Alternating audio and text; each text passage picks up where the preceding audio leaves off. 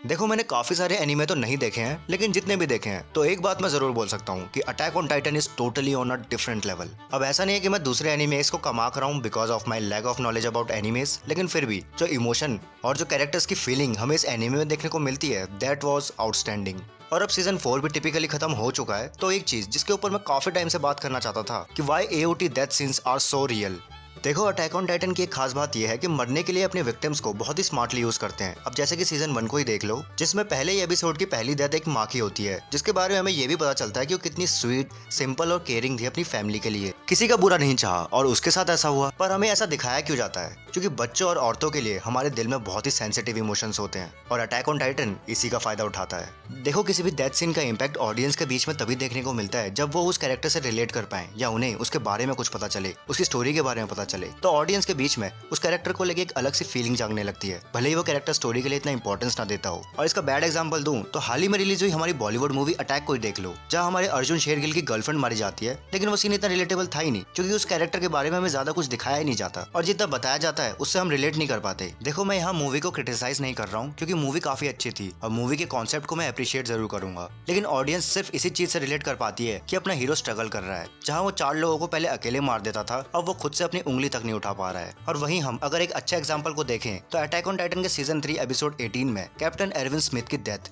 देखो एरविन की डेथ से पहले तक सीजन 1 में जो कि 25 एपिसोड का था, जिसमें सिर्फ वॉल के आउटसाइड मिशन की बात करी गई थी, जो कि स्टार्टिंग में देखने में तो काफी अच्छा था, लेकिन धीरे धीरे ये रियलाइज हो जाता है कि there is nothing much to offer. हर एक मिशन पिछले वाले की तरह ही होता है। हमें नए कैरेक्टर से तो इंट्रोड्यूस करा दिया जाता है, लेकिन कोई मेजर कैरेक्टर आर्क नहीं था। ज्यादातर कैरेक्टर सिर्फ शॉक मटेरियल ही थे, जिनके मरने पर सीरीज पे कोई लॉन्ग टर्म इंप्रेशन नहीं पड़ता। Until season 2 air. सीजन 2 एक ऐसा मोड़ था जहाँ पर एओटी ने वो करना शुरू कर दिया जो मेरे हिसाब से हर शो को करना चाहिए। It started focusing on a plot and developing it's character. बहुत से कैरेक्टर जो कि शो और ऑडियंस के लिए बिल्कुल भी मैटर नहीं करते थे, लेकिन धीरे धीरे हमें उनकी बैक स्टोरीज मिलने लगी। और मेरे लिए जो कैरेक्टर बाकी सभी कैरेक्टर से ज्यादा इंप्रेसिव रहा वो था सर्वे कॉप कमांडर एरविन स्मिथ। और ध्यान से देखें तो उसकी डेथ हमें ज्यादा ट्रेजिक क्यों लगती है? वो इसलिए क्योंकि वो जो करना चाहता था उसे अचीव नहीं कर पाया। वो अपने डैड की थ्योरी को प्रूव करना चाहता था, अपनी क्यूरियोसिटी को खत्म करना चाहता था। देखो जब भी आप किसी भी फाइट सीन या फिर डेथ सीन को डायरेक्ट कर रहे हो या फिर लिखी क्यों ना रहे हो और वो सीन खत्म होने के बाद आपकी स्टोरी में कोई चेंज नजर ना आए, कोई रेजिस्टेंस देखने को ना मिले, स्टोरी की पेसिंग में या फिर सोशल इश्यूज में कोई बदलाव ना आए, तो कसम से भाई वो सीन बहुत ही बुरा सीन होता है। क्योंकि पर्टिकुलरली वो सीन आपकी कहानी में कोई वैल्यू क्रिएट नहीं कर रहा है।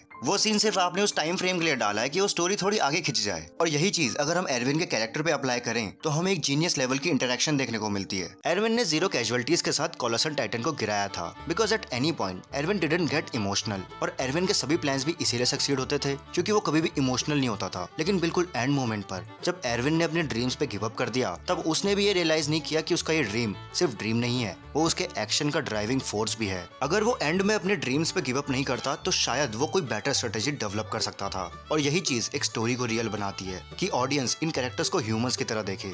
Death can not be prevail, और यही इस एनिमे की खूबसूरत बात है। और एरविन स्मिथ अगर जिंदा होता तो शायद मार्ले के अगेंस्ट में वॉर काफी ज्यादा आसान हो जाती, लेकिन एरविन अपनी लिमिट क्रॉस कर चुका था। He failed to achieve his dream. He died without knowing the truth, but immortalized himself. और ऐसे ही एक और सीन हम सीजन 4 में भी देखते हैं जब एरन और उसकी टीम वॉर के हालातों को झेलती है, क्योंकि रियल लाइफ में भी ऐसा ही होता है। आप कितनी भी प्लानिंग कर लो, आपको पॉसिबिलिटीज तो सोचनी पड़ेगी। आप ये मान के नहीं चल सकते कि आपकी तरफ से कोई कैजुअलिटीज नहीं निकलेगी। ये इनएविटेबल चीज है जिसे किसी भी डायरेक्टर या स्टोरी राइटर को मिस नहीं करना चाहिए। और इसीलिए ये एनीमे मास्टरपीस है, क्योंकि ये फाइट, डेथ्स और कैजुअलिटीज को अच्छे से एक्सप्लेन करता है। और इससे अच्छी, लंबी और वेल डिफाइंड कहानी आपको शायद ही किसी और एनीमे में मिले।